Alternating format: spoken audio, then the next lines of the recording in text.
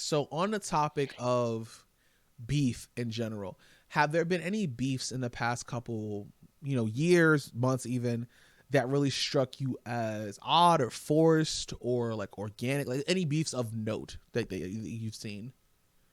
Because Um, personally, a lot of the shit that I've seen, whether it be because like in the battle rap community, it kind of all gets settled on stage, right? Like there's not really a lot of shit that you see.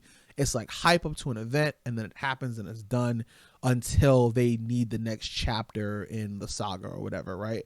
Like your Charlie Clips and Tay Rocks, your Averbs and other niggas. Like there's a lot of storylines where they kind of all get resolved. It's almost like a WWE situation, to where there's like a bit of kayfabe to it, a bit of like staging to it, but it mhm. still gets resolved eventually. Like people get to say their piece and then move on.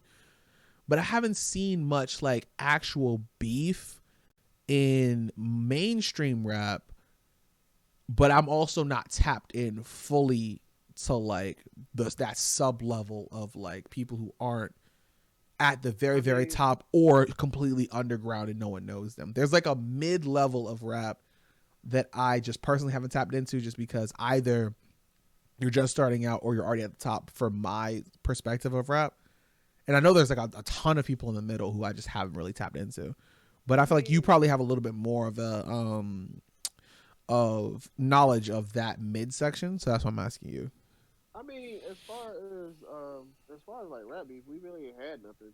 Honestly, I'm gonna just keep it a bean. We ain't really had nothing for real. Mm. I mean, other than like Pusha T and Drake, that's it. Other than that, we ain't Oh, had nothing.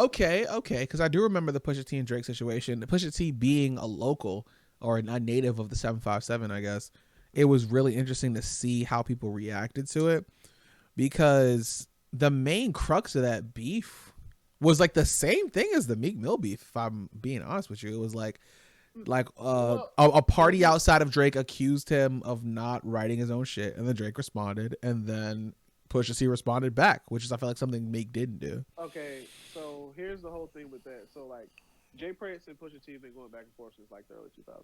Right, I'm gonna right. just yeah, they've been going back and forth since the early 2000s, and with the knowledge that Pusha T got on Drake, with what I'm saying, Jay Prince being one of his managers, Mm, that gave Pusha T ammo.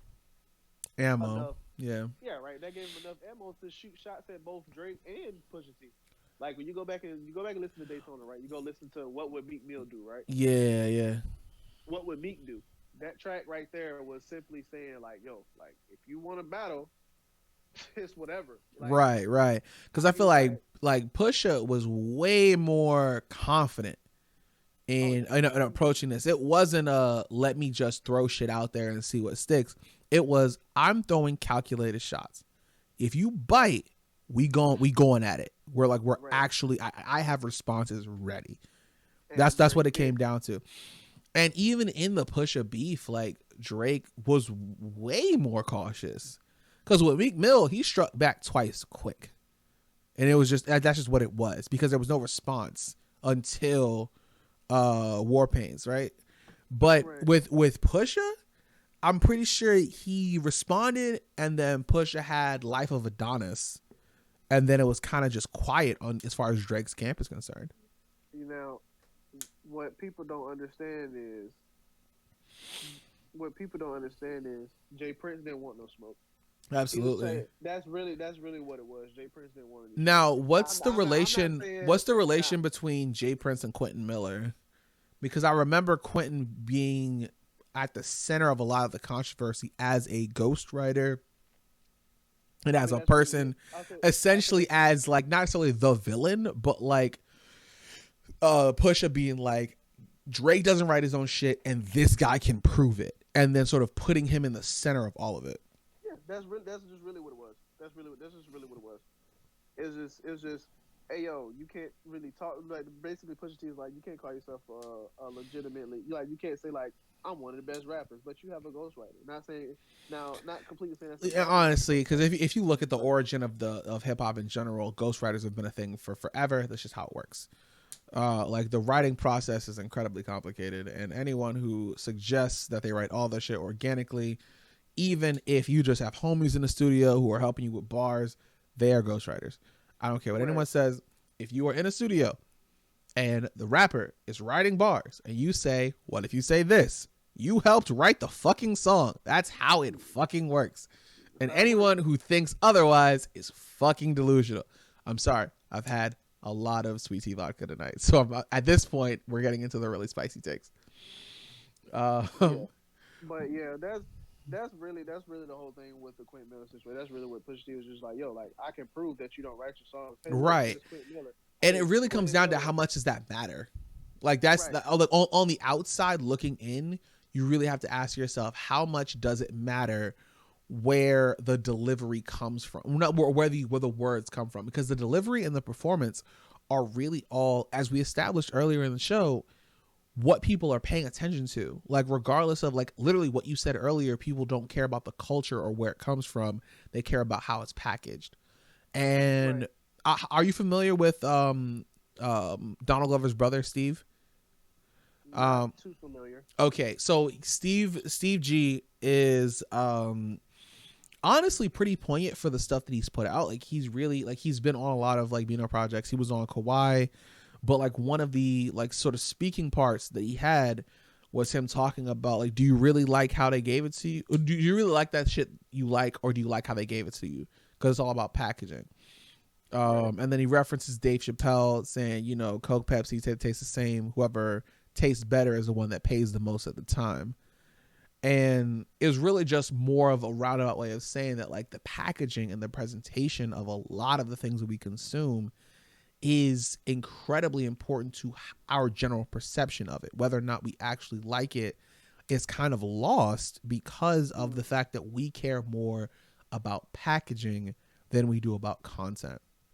And it's hard to really gauge how true that is because everything is so prepackaged. Like even the semi-underground stuff has to have a layer of production. We've talked about production so much on the show tonight about how important production is, whether it be a producer-focused album like a DJ Khaled, Kenny Beats type album, or if it's just someone like Zaytoven who like fucking never misses.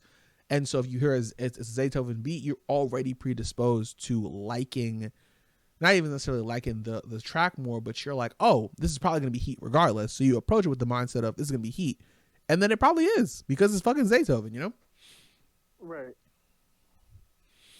But I say all that to say, getting back to the Drake or the Drake and Pusha T stuff, when Pusha approached that beef, it was definitely way more calculated than when Meek did it. Because Drake had no Drake. I'm pretty sure Drake knew, but like he knew shit was coming because he came off the writing session with Kanye for Ye.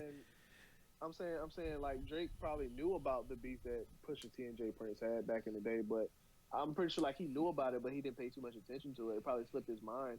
But at the same time, like I don't think he was ready for Pusha to come as hard as he did. That's what I think. That's what I really think it was. Oh, absolutely. Because I'm pretty sure, you know what I'm saying, it's Drake. You know what I'm saying? I think at that point in time, what I think a lot of Drake fans don't understand is his head was too big. He didn't. You think so? You think he wasn't ready for the smoke?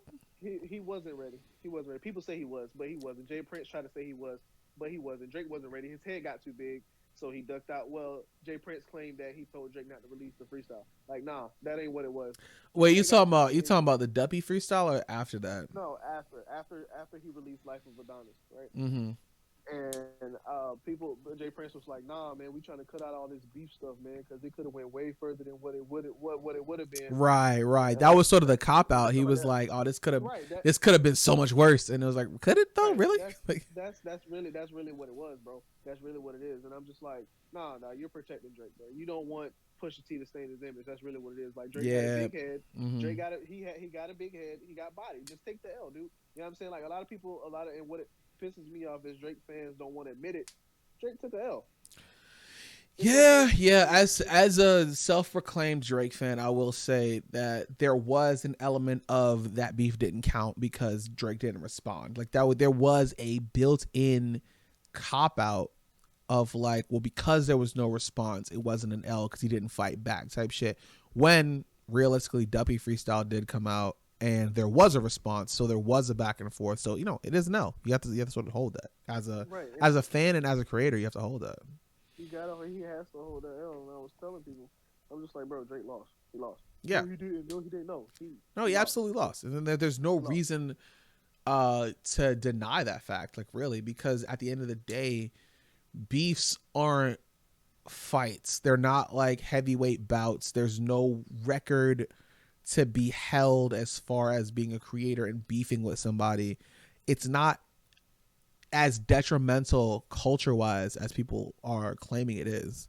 Because at the end of the day, beefs really only serve one purpose, and that's allowing new music to come out. Like if you look at like fucking Who Shot Ya, right?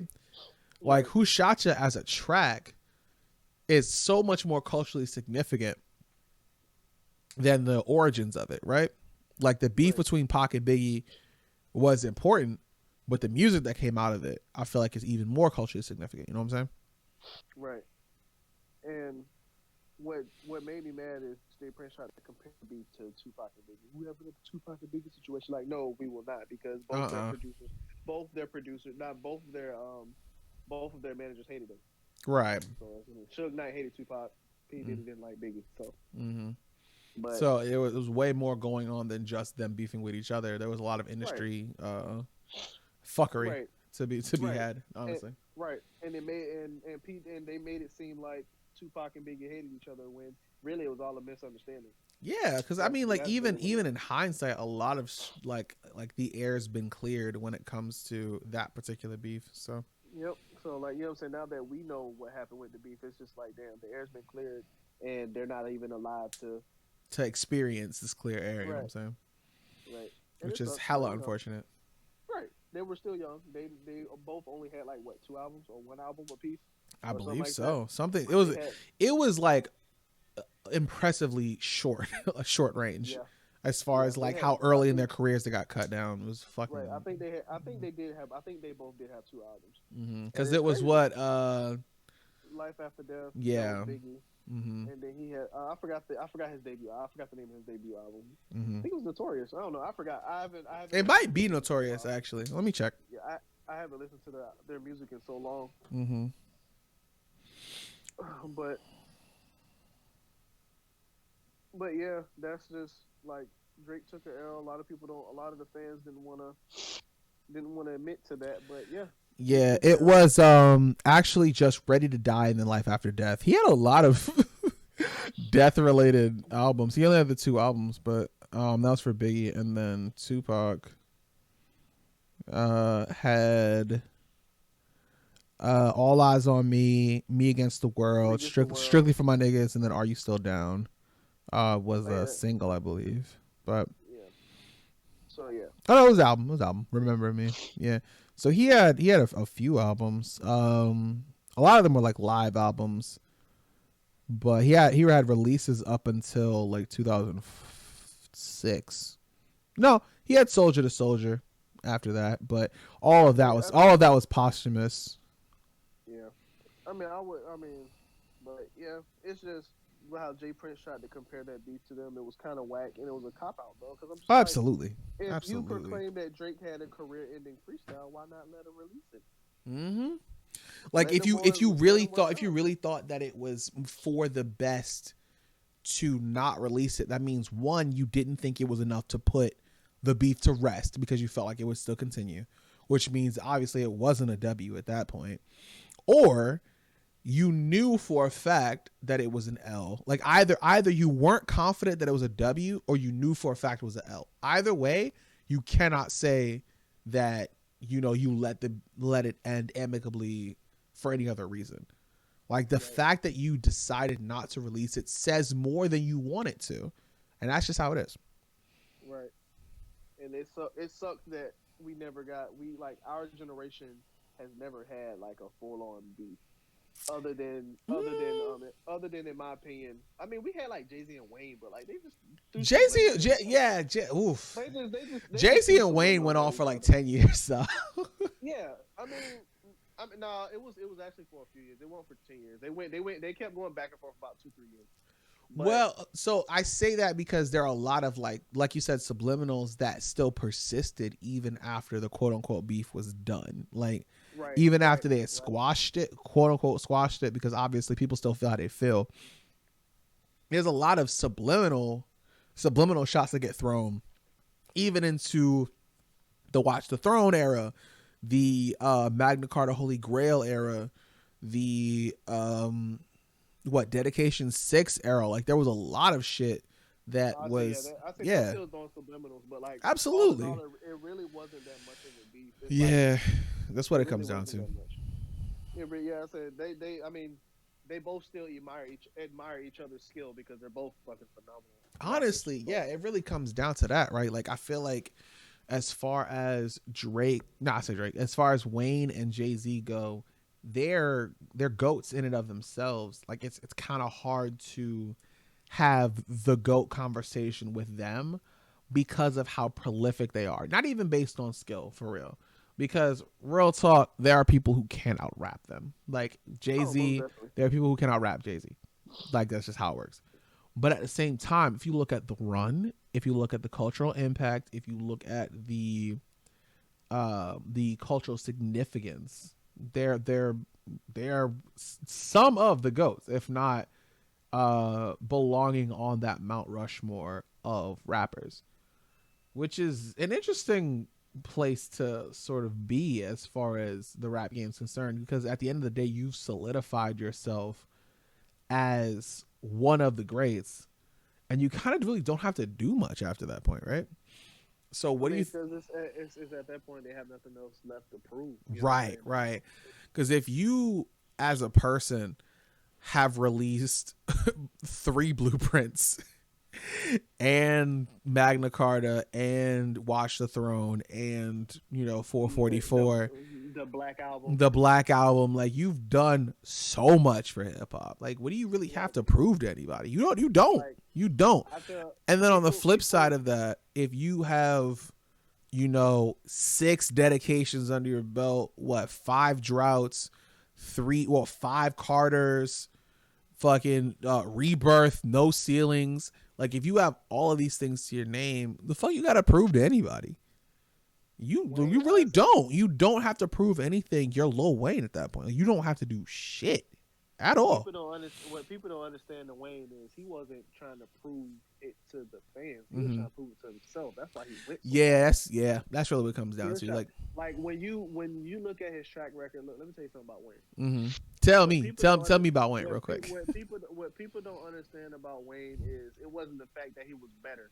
He was like, oh, I'm gonna out rap you. Nah, Mm-mm. I know I'm a better rapper than you. But Yeah. guess what? I'm gonna outwork you. I'm gonna keep putting these mixtapes out Mm-hmm. every other 2 months. Yeah, it was a hell of a run. It was a hell of a run. He said I'm gonna just drown out their music. They're not better Mm-hmm. than They're not better than me. it wasn't that they weren't better. It's just the fact that I'm gonna just outwork you, and Mm-hmm. that's exactly what he did. He proved it. He proved that he had to prove to himself that he was the best rapper before he was named the best rapper. You Right. know what I'm saying? Because the lead up to Wayne being crowned best rapper alive, didn't he have a track called Best Rapper Alive at one point? Sir, He did. it was on And dedication too. yes, it was. Yes, it was. And so even the lead up to that moment to where he snatched the crown for himself. Even before that, there was like murmurings of a conversation, right? And then once he did it, there was kind of no one who could take it from him for real. Because regardless of what you did as a rapper, you still had to rap in a world where Lil Wayne existed. Facts. So regardless of what you did, whether you were a Big Sean, a J. Cole, a Kendrick Lamar, you still a Tyler the Creator, even like if you're gonna get into that sort of level of conversation, an Earl Sweatshirt, you had to rap in a world where Wayne was still rapping. You started to rap in a world where Wayne was still putting out shit. So regardless of if you could beat his old shit, he still had new shit waiting for you. Like there was still so much there was so much life left in him, and there still is, honestly, even though there's something to be said about Carter 5 and some of the shit he's put out recently. But Say we could actually save that for another day because then I'm gonna definitely be up until like 3 a.m. right.